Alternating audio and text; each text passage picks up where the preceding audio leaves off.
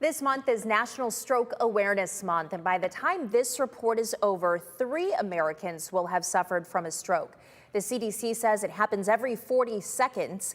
Kaylee Kirby talked with a doctor today about the signs and symptoms you need to know about, particularly in pregnant women. You've probably heard the warning signs of a stroke: slurred speech, numbness on one side of the body, or dizziness. But to understand strokes, Dr. Tracy Griffith with Mercy Health says we have to take a step back and look at some of the factors that can lead to one, like hypertension, also known as high blood pressure. Ladies that are having their very first baby are more at risk.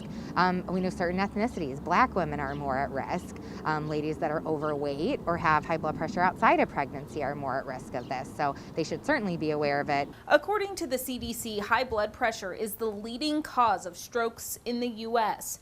Dr. Griffith says over the last 30 years, the prevalence of high blood pressure in women has increased, especially in young women and women who are pregnant. In America, we have an increasing rate of maternal morbidity and mortality, meaning women dying or having serious complications from childbirth. And one of the #1 causes of that is high blood pressure. Signs or symptoms that the blood pressure is elevated are a headache, changes in vision, or belly pain under the right ribs. Dr. Griffith says there are things that can be done to manage it, like taking a low-dose aspirin to reduce the risk of blood clotting. Generally, blood pressure of 160 for the top number or 110 for the bottom number is dangerously high.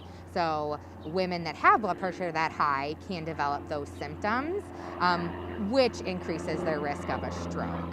If you think you may have high blood pressure or are experiencing any symptoms related to it, Dr. Griffith says it's important to see a doctor to get it under control. Reporting in Toledo, Kaylee Kirby, WTOL 11.